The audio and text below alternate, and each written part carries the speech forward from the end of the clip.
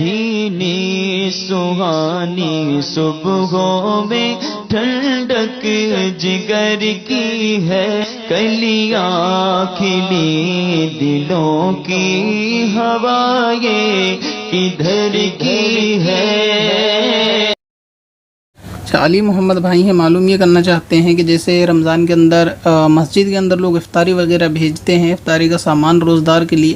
تو اس میں ہوتا یہ ہے کہ غیر روزے دار بھی لوگ جو علاقے کے ہوتے ہیں، مسجد کے آس پاس رہتے ہیں، ان کا روزہ نہیں ہوتا تو وہ لوگ بھی اس میں شامل ہو جاتے ہیں، یا ایسے بچے کے جو بالغ ہوتے ہیں، سمجھ والے ہوتے ہیں اور وہ اس افطاری میں شامل ہوتے ہیں، تو ان کو کھانا چاہیے یا نہیں کھانا چاہیے؟ یعنی روزے دار کی افطاری کو بغیر روزے دار جو کہ مسجد میں آئی ہے اس کا کھانے کا حکم کیا ہے؟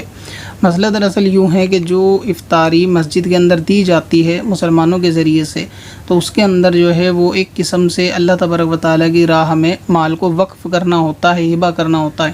اور مال وقف کے اور اسی طریقے سے جتنی بھی یہ زکوٰۃ وغیرہ کے جو رقم دینے کے یا کوئی مال اللہ تعالیٰ کی راہ میں دینے کے جو مسائل ہیں نا، وہ اتنا آسان ہے نہیں جتنے لوگوں نے اس کو سمجھ رکھا ہے یا بنا رکھا ہے، یا پھر یہ کہ اس میں جتنی سنجیدگی یہ لوگ نہیں لیتے، تو یہ اس قسم کے مسئلے نہیں ہیں۔ مثلاً یہ کہ جو مال وقف کا ہوتا ہے نا، کہ جو اللہ تبارک و تعالیٰ کی راہ میں دے دیا گیا، اگرچہ مسجد میں صحیح، تو اس کا مطلب یہ بھی ہوتا ہے کہ جس مد کے لیے دیا گیا، یعنی جس فائدے کے لیے دیا گیا، اسی میں وہ صرف کیا جائے گا، اسی میں جو ہے اس کا جو ہے نا اسراف ہوگا، اس کے علاوہ نہیں ہو سکتا۔ اس کی مثال ایسا سمجھیں کہ اگر کوئی میں 1 روپیہ مسجد کے اندر دینا چاہوں اور میں یہ کہوں کہ یہ مسجد کی تعمیر کے لیے ہے، تو اس کا مطلب یہ کہ اب مسجد کی کمیٹی پر لازم ہے کہ اس روپے کو مسجد کی تعمیر ہی میں لگائے۔ اگر وہ مسجد کی لوٹا یا چٹائی بھی خریدیں گے تو اس سے جائز نہیں ہے۔ تو اس قسم کے مسائل سے لوگوں کو واقف ہونا چاہیے کہ اس سے زندگی میں پالا بھی پڑتا ہے، اور دوسرا یہ کہ اس کے اندر بھی حرام اور حلال کے بہت سارے مسئلے ہوتے ہیں۔ تو اب جو وقف کا مال ہوتا ہے وہ اسی صرف میں جائے گا جس کام کے لیے دیا گیا ہے۔ تو اب یہ جو افطاری ہوتی ہے یہ بھی ایک قسم سے مال ہی ہے۔ تو جب کسی بندے نے مسجد کے اندر افطاری بھیجی تو افطاری بھیجنا یہ مطلقاً روزے دار ہی کے لیے ہوتا ہے، غیر روزے دار کا اس میں تصور نہیں ہوتا۔ انڈرسٹوڈ ہے کہ جو شخص مسجد میں مغرب کے وقت میں افطاری دے رہا ہے وہ خاص روزے والوں کے لیے دے رہا ہے۔ اگر بغیر روزے والوں کے لیے دینا ہوتا تو پھر یہ رمضان کے علاوہ بھی دے سکتا تھا۔ تو لہٰذا جب کسی نے مسجد میں افطاری بھیجی تو وہ اس لیے بھیجی کہ روزے دار اس کو جو ہے نا وہ کھائیں گے۔ اب اس میں اگر کوئی اور شخص شامل ہو جاتا ہے جس کا روزہ نہیں ہے تو پھر یہ اس کا کھانا جو ہے وہ حرام ہے۔ اسی طرح اعلیٰ حضرت عظیم البرکت امام اہل سنت نے فتاوی رضویہ شریف کے اندر فرمایا کہ یہ افطاری یعنی جو روزدار کے لیے ہو، اس کو غیر روزے دار کا کھانا یہ حرام ہے، کہ یہ مال جو ہے وہ یتیم کے مال کے مثل ہوتا ہے۔ اور قرآن پاک میں اللہ تبارک و تعالیٰ نے ایسے مال کو کھانے کے لیے فرمایا کہ یہ لوگ اپنے پیٹ میں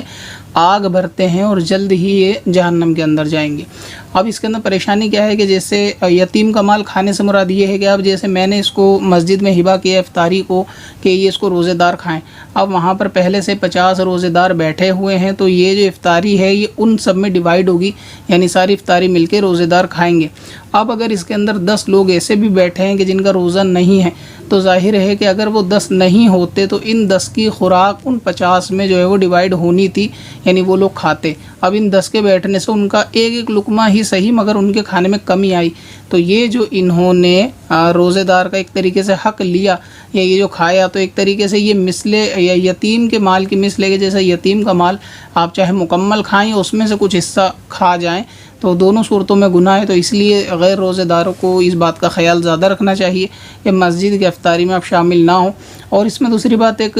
قوم کو دھوکہ دینے والی اور جھوٹ بھی ہوتی ہے، کیونکہ جتنے لوگ مجلس میں بیٹھے ہوتے ہیں وہ سب ایک دوسرے کو روزہ دار سمجھ رہے ہوتے ہیں۔ اب ان کے بیچ میں غیر روزہ دار بیٹھا ہوتا ہے، لوگ اس کو بھی روزہ دار سمجھ رہے ہوتے ہیں، تو یہ ایک قسم سے لوگوں کو دھوکہ دے رہا ہوتا ہے، یعنی اپنے فعل سے اس طرح بن کے دکھاتا ہے کہ یہ بھی روزے دار ہے، اور اس کو وہاں بننا بھی اس لیے پڑتا ہے کیونکہ یہ پہلے کچھ وہاں کھا نہیں سکتا، حالانکہ گھر سے کھا پی کے چلتا ہے۔ تو ایسا بھی دیکھا جاتا ہے کہ لوگ اس طرح مسجدوں میں کرتے ہیں۔ اچھا، یہ اب ان دنوں میں زیادہ صورت پیش آتی ہے، جیسے ابھی الوداع کا روزہ ہوگا یا چاند رات وغیرہ کا، تو اس میں کیونکہ اکثر افطاری مسجد کے اندر زیادہ ہوتی ہے، تو ایسی صورتوں میں یہ لوگوں کی تعداد یعنی غیر روزے داروں کی مسجد میں کھانے کے لیے بڑھ جاتی ہے، اگرچہ یہ جائز نہیں ہے اور ان کا کھانا یہ حرام ہے۔ لہٰذا یہ کہ ابھی الوداع روزہ بھی جلدی آنے والا ہے، تو ہو سکتا ہے مسجد میں زیادہ بھیڑ بڑھ جائے، تو اس ویڈیو کو آپ زیادہ سے زیادہ شیئر کر دیں کہ شاید کوئی اس سے رک جائے، اگر کسی نے ایسا معاملہ کرا ہے تو وہ اس سے جو ہے وہ رک جائے۔ ہاں اگر کسی کا ایسا مسئلہ ہے کہ جیسے گھر کے اندر ہیں، گھر کی فیملی کے اندر، اس کے اندر غیر روزہ دار شامل ہو، گھر والے بھی جانتے ہیں کہ اس کا روزہ نہیں ہے کسی بیماری کے سبب یا کسی دوسرے سبب،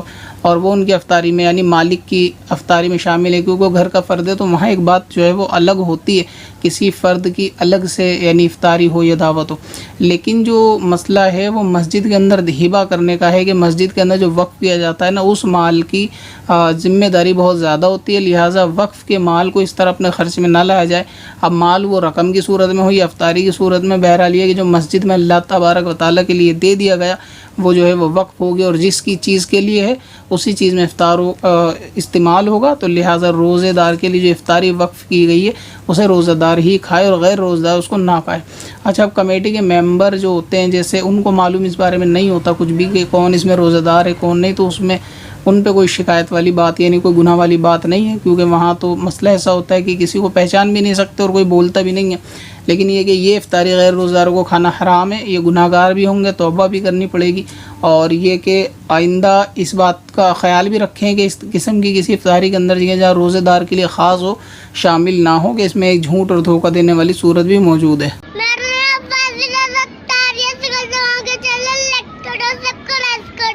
کرو